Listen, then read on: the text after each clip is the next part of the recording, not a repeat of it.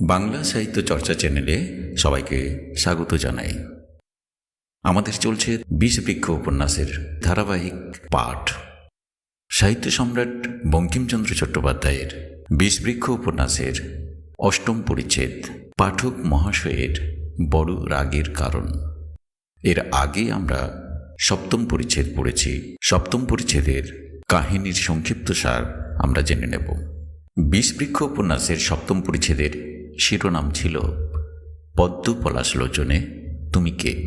এই অংশে আমরা দেখেছি কুন্দনন্দিনীর গোবিন্দপুরে নগেন্দ্র দত্তের বিশাল ও ঐশ্বর্যমণ্ডিত বাড়িতে আগমনের বর্ণনা দেওয়া হয়েছে। কুন্দ এত বড় ও জাঁকজমকপূর্ণ প্রাসাদ সদৃশ্য বাড়ি আগে কখনো দেখেনি, তাই সে বিস্ময়ে অভিভূত হয়। বাড়িটি বিভিন্ন মহলে বিভক্ত। সদর মহলে কাছারি, পূজার বাড়ি ও ঠাকুর বাড়ি, আর অন্দরমহলে নগেন্দ্রের নিজ বাসভবন, আত্মীয় স্বজনদের কোলাহলপূর্ণ বাসস্থান এবং ব্যস্ত রন্ধনশালা। সর্বত্র লোকজনের ভিড়, কাজকর্ম, কোলাহল ও নানা কর্মকাণ্ডে পরিবেশটি জীবন্ত ও বৈচিত্র্যময়। কুন্দ শিবিকায় চড়ে অন্দরমহলে প্রবেশ করে এবং সেখানে নগেন্দ্রের স্ত্রী সূর্যমুখীর সঙ্গে সাক্ষাৎ করে। সূর্যমুখী তাকে স্নেহভরে গ্রহণ করেন এবং আশীর্বাদ করেন। কুন্দ আগে স্বপ্নে দেখা এক নারী মূর্তির সঙ্গে সূর্যমুখীর মিল খুঁজে পেলেও বাস্তবে দেখে বুঝতে পারে যে সূর্যমুখী সেই নারী নন। ফলে তার মনে কিছুটা স্বস্তি আসে। এরপর সূর্যমুখী কুন্দকে জানিয়ে দেন যে তার সঙ্গে তারাচরণের বিয়ে দেওয়া হবে এবং সেই অনুযায়ী তাকে যত্ন করতে দাসীদের নির্দেশ দেন। কিন্তু যখন এক দাসী কুন্দকে নিয়ে যেতে আসে, কুন্দ হঠাৎ চিনতে পারে এই দাসী তার স্বপ্নে দেখা সেই রহস্যময় শ্যামাঙ্গী নারী। দাসীর নাম হীরা। এতে কুন্দের মনে আবার ভীতি ও সংশয়ের সঞ্চার হয়, যা ভবিষ্যৎ ঘটনার অশুভ ইঙ্গিত বহন করে। এই ছিল সপ্তম পরিচ্ছেদের কাহিনীর সারসংক্ষেপ। এরপর আমরা যাব সাহিত্য সম্রাট বঙ্কিমচন্দ্র চট্টোপাধ্যায়ের বিষবৃক্ষ উপন্যাসের অষ্টম পরিচ্ছেদ, যার শিরোনাম পাঠক মহাশয়ের বড় রাগের কারণ। তার আগে আমরা জানিয়ে দিই, কাহিনীর সংক্ষিপ্ত সার তোমরা ডেসক্রিপশন বক্সে পেয়ে যাবে। এছাড়াও প্রত্যেকটি পরিচ্ছেদের, বিষবৃক্ষ উপন্যাসের প্রত্যেকটি পরিচ্ছেদের লিঙ্ক, বিষবৃক্ষ উপন্যাসের আগের পর্বগুলোর লিঙ্ক তোমরা ডিসক্রিপশন বক্সে পেয়ে যাবে, সেখানে দেওয়া আছে। এছাড়াও আরও কয়েকটি জিনিস তোমাদের জানিয়ে রাখি। প্রত্যেকটি পরিচ্ছেদ পড়ার সঙ্গে সঙ্গে সেই পরিচ্ছেদ থেকে কী ধরনের প্রশ্ন হতে পারে এবং তার উত্তর কী হতে পারে সেগুলো কিন্তু আমরা কিছু কিছু দিয়ে রাখছি। শুরু করছি অষ্টম পরিচ্ছেদ, পাঠক মহাশয়ের বড় রাগের কারণ। এইখানে পাঠক মহাশয় বড় বিরক্ত হইবেন। আখ্যায়িকা গ্রন্থের প্রথা আছে যে বিবাহটা শেষে হয়। আমরা আগেই কুন্দনন্দিনীর বিবাহ দিতে বসিলাম। আরও চিরকালের প্রথা আছে যে নায়িকার সঙ্গে যাহার পরিণয় হয় সে পরম সুন্দর হইবে, সর্বগুণে ভূষিত বড় বীর পুরুষ হইবে এবং নায়িকার প্রণয়ে ঢলঢল করিবে।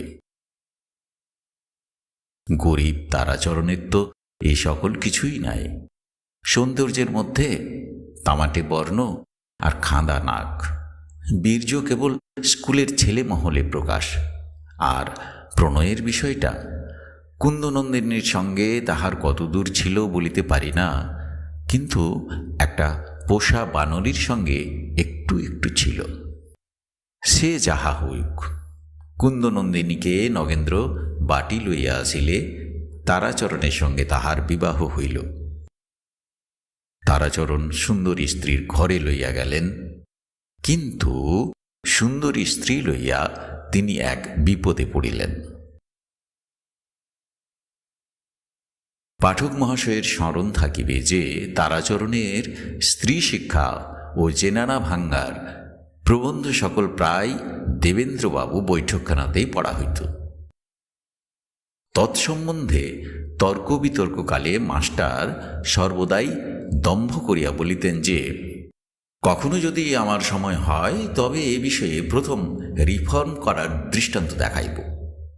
আমার বিবাহ হইলে আমার স্ত্রীকে সকলের সম্মুখে বাহির করিব। এখন তো বিবাহ হইল, কুন্দনন্দিনীর সৌন্দর্যের খ্যাতি ইহার মহলে প্রচারিত হইল। সকলে প্রাচীন গীত কোট করিয়া বলিল, কোথা রহিল সে পণ? দেবেন্দ্র বলিলেন, কই হে, তুমিও কি ওল্ড ফুলদের তলে? স্ত্রীর সহিত আমাদের আলাপ করিয়া দাও না কেন? তারাচরণ বড় লজ্জিত হইলেন। দেবেন্দ্রবাবুর অনুরোধে ও বাক্য যন্ত্রণা এড়াইতে পারিলেন না। দেবেন্দ্রের সঙ্গে কুন্দনন্দিনীর সাক্ষাৎ করাইতে সম্মত হইলেন। কিন্তু ভয়, পাছে সূর্যমুখী শুনিয়া রাগ করে। এই মতো টালমাটাল করিয়া বৎসরাবধি গেল।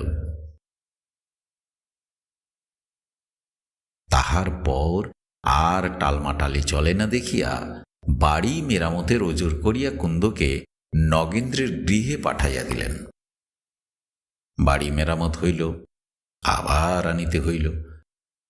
তখন দেবেন্দ্র একদিন স্বয়ং দলবলে তারাচরণের আলয়ে উপস্থিত হইলেন এবং তারাচরণকে মিথ্যা দাম্ভিকতার জন্য ব্যঙ্গ করিতে লাগিলেন।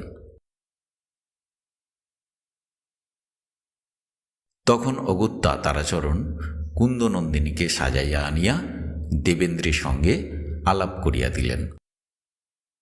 কুন্দনন্দিনী দেবেন্দ্রের সঙ্গে কি আলাপ করিল? ক্ষণকাল ঘোমটা দিয়া দাঁড়াইয়া থাকিয়া কাঁদিয়া পলাইয়া গেল। কিন্তু দেবেন্দ্র তাহার নব যৌবন সঞ্চারের অপূর্ব শোভা দেখিয়া মুগ্ধ হইলেন। সে শোভা আর ভুলিলেন না। ইহার কিছুদিন পরে দেবেন্দ্রের বাটিতে কোনো ক্রিয়া উপস্থিত। তাহার বাটি হইতে একটি বালিকা কুন্দকে নিমন্ত্রণ করিতে আসিল। কিন্তু সূর্যমুখী তাহা শুনিতে পাইয়া নিমন্ত্রণে যাওয়া নিষেধ করিলেন, সুতরাং যাওয়া হইল না।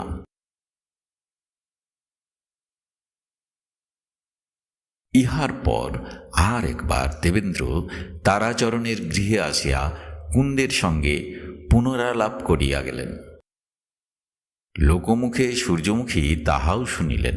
শুনিয়া তারাচরণকে এ মতো ভর্ৎসনা করিলেন যে সেই পর্যন্ত কুন্দনন্দিনীর সঙ্গে দেবেন্দ্রের আলাপ বন্ধ হইল। বিবাহের পর এইরূপে 3 বৎসর কাল কাটিল। তাহার পর কুন্দনন্দিনী বিধবা হইলেন। জ্বর বিকারে তারাচরণের মৃত্যু হইল। সূর্যমুখী কুন্দকে আপন বাড়িতে আনিয়া রাখিলেন। তারাচরণকে যে বাড়ি করিয়া দিয়াছিলেন তাহা বেচিয়া কুন্দকে কাগজ করিয়া দিলেন। পাঠক মহাশয় বড় বিরক্ত হইলেন সত্য, কিন্তু এত দূরে আখ্যায়িকা আরম্ভ হইল, এত দূরে বিষ বৃক্ষের বীজ বপন হইল। বিষবৃক্ষ উপন্যাসের 8ম পরিচ্ছেদের এখানেই সমাপ্তি। পরের পর্বে 9ম পরিচ্ছেদ, বিষবৃক্ষ উপন্যাসের 9ম পরিচ্ছেদ, যার শিরোনাম হরিদাসী বৈষ্ণবী।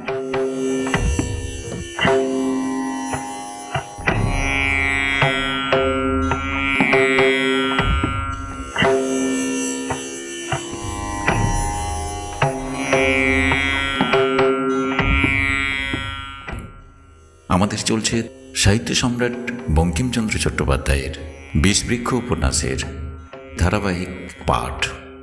এই উপন্যাসের প্রত্যেকটি পরিচ্ছেদের পাঠ তোমাদের কেমন লাগছে তা অবশ্যই কমেন্ট করে জানাবে। ভালো লাগলে লাইক করে সঙ্গে থাকবে। সবাইকে ধন্যবাদ এবং শুভেচ্ছা।